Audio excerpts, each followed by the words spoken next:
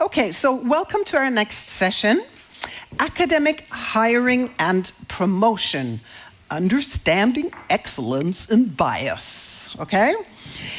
This is the session where sociologists get to shine, okay? In fact, we have 3 of them, and they will all be focusing on hiring and recruitment, but from different angles. We are going to start with the first experimental study of gender bias in Nordic academia. And as with most studies, it started with certain expectations, but the researchers were in for a surprise. Professor at Department for Sociology and Human Geography at the University of Oslo, Arnfinn Midtbø.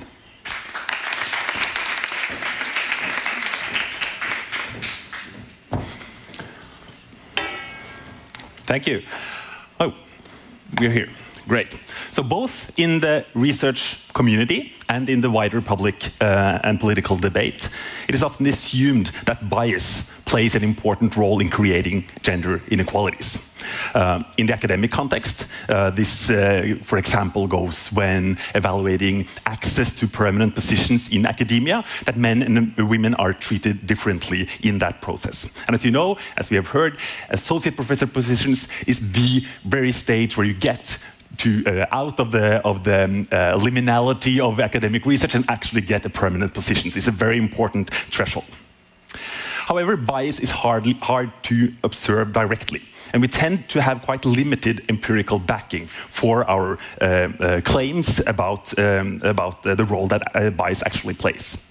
So in this part of the NORDICORE project, Magnus Carlsson from Sweden, Henning Finstrås from Norway, Gudbjørg Linda Rafnsdottir from Iceland, and myself have tried to go together and directly assess this question. So what we've done is to examine the role of bias in academic recruitment by conducting a large-scale survey experiment among faculty members in 6 different disciplines: economics, law, physics, political science, psychology, and sociology, in 3 of the Nordic countries: Iceland, Sweden, and Norway. And the aim of the study was to find out whether equally qualified men and women are evaluated women's educational attainment, far preceding the attainments of men. Women are still underrepresented in professor positions. This even goes in the social sciences and the humanities, where there's a strong female dominance among students, and as we've heard, increasingly also among PhDs. The question we ask is whether this suggests that gender bias in the evaluation of otherwise equally qualified men and women creates barriers to academic careers for female scholars. Now, to be sure, there's a range of theories suggesting that this is the case, being it from economics, social psychology, or sociology. The main bulk of theories about this question suggest that we will indeed find such bias, being it through direct discrimination or more subtle processes of bias in which female scholars are viewed as less competent than their male counterparts. So we consequently hypothesized that we would find bias against women, and we pre-registered the study in advance of conducting the experiment to be sure that this was indeed what we had in mind and thought. So this is what we did. We asked the faculty respondents to rate the CVs of hypothetical candidates to associate professor positions according to questions concerning competence and questions concerning hireability. Would you hire this or this person?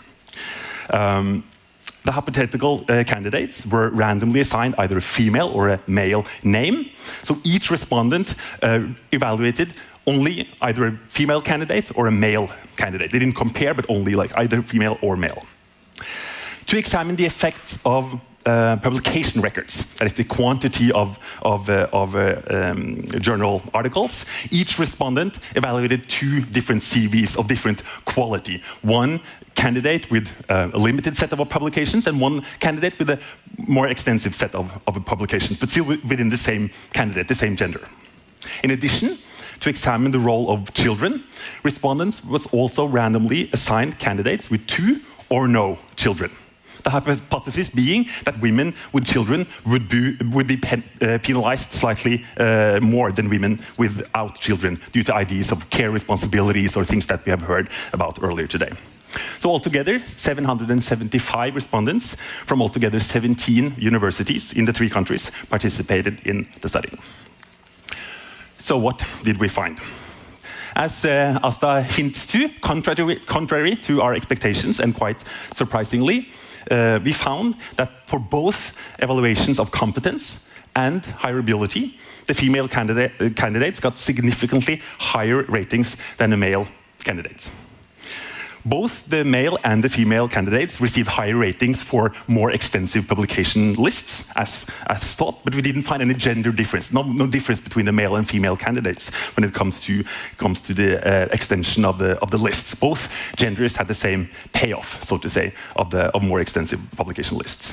Interestingly, and also surprisingly, we did not find any difference in the payoff for children. It was not lower for women than for men. We also did not find any significant differences between the disciplines or between the countries, although there are some differences, and this might have to do with the low power you get when you break down the analysis of this between the six disciplines. So that would be super interesting for future research to dig more deeply into potential disciplinary differences. So basically, the conclusions from the study then is that direct or implicit forms of bias in evaluations of equally qualified candidates for associate professor positions does not seem to be the key explanation for the persistent gender gap in academia. But the question then, obviously, is what then? What now? What are the implications of this type of study for explaining and understanding the persistence of these gender gaps at the top level in academia, which indeed are persistent, right?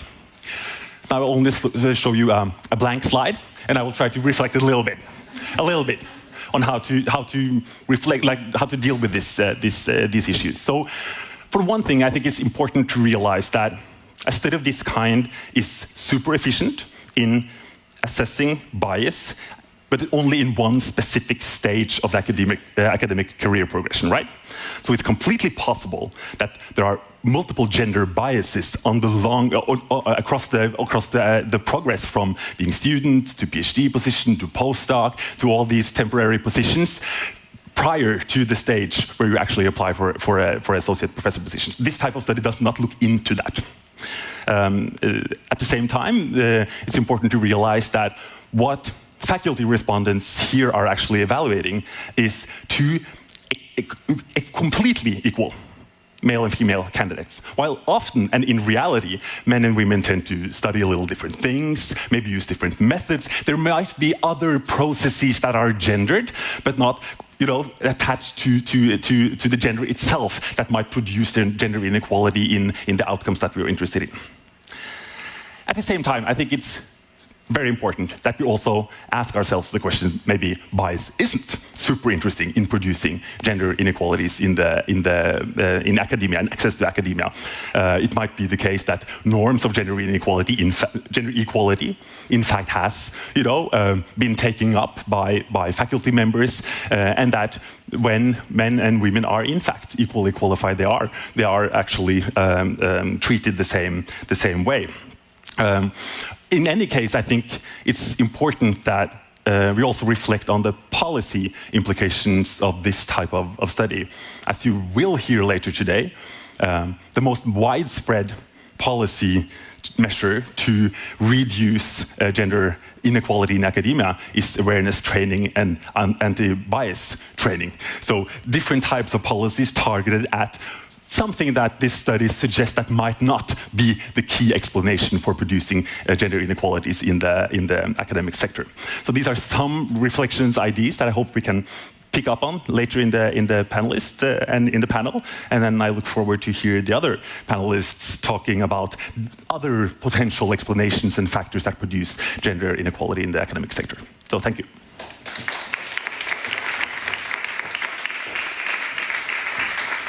Thank you, Arnfinn. I would like to welcome to the stage Associate Professor at the Department of Sociology and Human Geography, meaning you guys are colleagues. Her research examines criteria and processes that seem to favor certain candidates and sideline others. Vær så god, Marte Mangset. Thank you. Well, now we're not going to look at the candidates, but at the ones who evaluate them. We have this puzzle of why there's still such gender inequality in the top of in academia. Although it's such a politically engaged country, Norway, in this sector, there are so many wanting to change this, and still it's difficult to obtain. We've seen that it might not be about bias. We have seen that it might be about the kind of publication rates and reasons for that men and women have. But now we'll look at the perspective from the ones who make the selection, from the gatekeepers. So this is a study of the ones who sit there and evaluate the candidates, and you have this what Asta talked about, that maybe it's because people just look like themselves. But actually, our point of departure is that we saw that gatekeepers are very much concerned with the gender inequality issue, and they're very much engaged with that. They want to do something about it, and still they have trouble managing it. Why is that? And that is why we're looking at the evaluation process. As a process, we're going into the different steps of the evaluation process and see what's going on there. We're looking at recruitment processes for permanent positions in academia in the 3 disciplines: history, political science, and biology. We have studied 48 recruitment reports where they assess the candidates, and we have interviewed 52 people sitting in the recruitment committees, and we are exploring how they construct the idea of academic quality throughout this process, and what are the criteria that they define define quality with. How do gatekeepers evaluate, rank, and choose candidates for academic top positions is the biggest question here. And, of course, further, do they include considerations of gender and diversity in their assessments of quality? Well, to start with, one clear point is they do. They do, but in what ways, and does it have an effect, and if not, why? So we analyze the recruitment process as a 5-step process, where you first have the announcement of the position, then you put down a sorting committee to take out among those 200 or 300 applicants, are there a few that are really serious that we have to look closer at? Then you have a scientific committee who sit down and evaluate those very closely, all they have published, all the aspects of their CVs and so on. Then finally, after that, you have a new committee taking the key candidates in for a trial lecture, for interviews and so on, and then you have a final hiring step. So these are different steps of the recruitment process. And our key finding is that there is incorporation of diversity concerns, but at different steps. And despite high equality ambitions, our research finding question whether current norms of academic recruitment manage to take diversity into account in a way that actually matters, that can influence the result. So, yes, there are incorporation of diversity concerns. The gatekeepers do, but only in that first step, or mainly in that first step. There is a logic of inclusion there, where you want to include as many candidates as possible, as many women and other types of diversity into the pool of applicants, to have a bigger pool of applicants, a diverse pool of applicants. So that is a way to increase the competition. So you often have specific committees to encourage women to apply for the position. So there is a valuation of gender equality at that point, to have as many good female applicants as possible. There is also one way to kind of deal with the problem of publications. Do women have enough publication? Well, you can at this step also try to look for potential rather than only the results. Is this a candidate that might come to publish a lot in the future, even though there are not that many? Those kind of aspects were brought up by our interviewees in the first stages. The idea was also to include diversity by having international scholars from very diverse backgrounds at this first step. And several saw that as a possibility to maybe have more fair competition, as instead of just having one predefined candidate that everyone knew they would have, there would be a real competition. However, the crucial steps, which we found, was of course the one where you sorted and got rid of 95% of the applicants, and the third step where the scientific committee actually evaluate the candidates closely and rank them. That's where the real deal is. That's where people fall out of the process. So to what extent is diversity included in those steps? Well, we found that they generally did not include diversity. It was not considered a legitimate concern in those steps. They said, sure, we want to have women, but we have to be fair, and to be fair was just to take into consideration certain quality criteria and not think about diversity there. Things that they could have taken into consideration, such as childbirth, how many months of leave and so on, which could have made it possible to include more women, was not systematically taken into account. You could also see that in this, particularly this sorting step, that was the moment where most of the global South candidates were sorted out. If you could come from an African country, but then you would have had to go to Princeton, right? If you didn't, you were... a colleague of mine talked about the Committee for Ethnic Cleansing. Yeah, very mean, but it's rather shocking when you see it. So we have these 5 steps. We could also see that there are kind of different understandings of quality in the different steps. In the first step, it also often starts out that we need a good lecturer. We need a colleague that can take these and these courses, right? In the sorting committee step, then it's about production. How many publications do you have in what kind of journals? In the third step, with the scientific committee, that's the same thing. It's about how many publications and in what kind of channels. But then when it comes to the interview again and the trial lecture, we go back to the idea of, oh, we need someone who can actually teach. If not, it's going to be a problem. And at the end, oh, yes, we need an internationally excellent scholar. So there are kind of somewhat different understandings of academic quality at the various steps. So we could see that there might be some kind of tension between this understanding of qualities between steps. But we also find that there are kind of tensions within step 3, the step where the scientific committee should evaluate all the CVs and the publication. There are so many aspects of an academic's life that you should take into consideration. There's teaching, there's publication, there is international mobility. Do you have grants? Have you got any prizes? Have you taken part in the administrative burden at your former institution? There are many things. And how do you weigh these different things up against each other? It's a really difficult things to compare. So what do you do? And what we see is that even though these guys do want to have a more gender equal result at the top, they just, how do you do this legitimately? The only thing you can do, they say, is to focus on the one measurable things, which is the publications. So if we just count the publication in the top level journals, then it's fair. So that's why we'll just have to resume to that, to deal with this disparity, this incommensurability.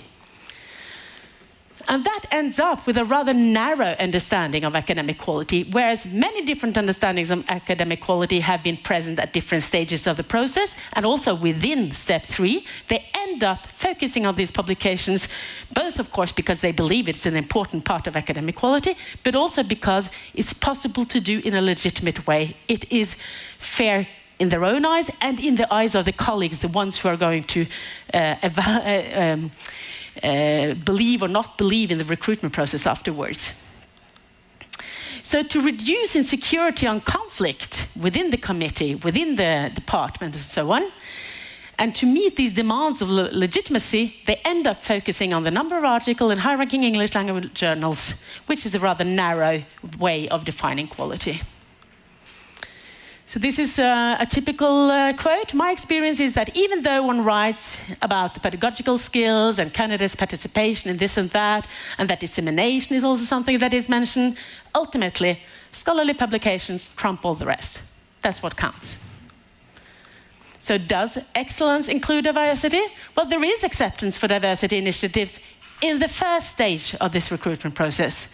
The logic of inclusion is crucial in ensuring a diverse pool of applicants and a big pool of applicants, which guarantees real competition. And you can also say, yeah, we had a committee to encourage women to apply, so that was great. But at the end, very narrow criteria for quality are used in the actual ranking and selection of applicants. And in that ranking, it's very hard to take diversity considerations into consideration. When and how gatekeepers incorporate diversity into the evaluation of merit during the hiring process is relevant to the reproduction or disruption of inequality. And change may come slow, despite high ambitions for gender balance and diversity awareness among the committee members. So they may be engaged, but they're enabled to put that engagement into the process that actually makes a difference. And also that there are no procedures for considering diversity in the crucial steps of the recruitment process, in which the hiring outcomes are actually determined. So if we want to change anything about that, we have to find ways of including the diversity considerations in the steps of the process that really count. Thank you.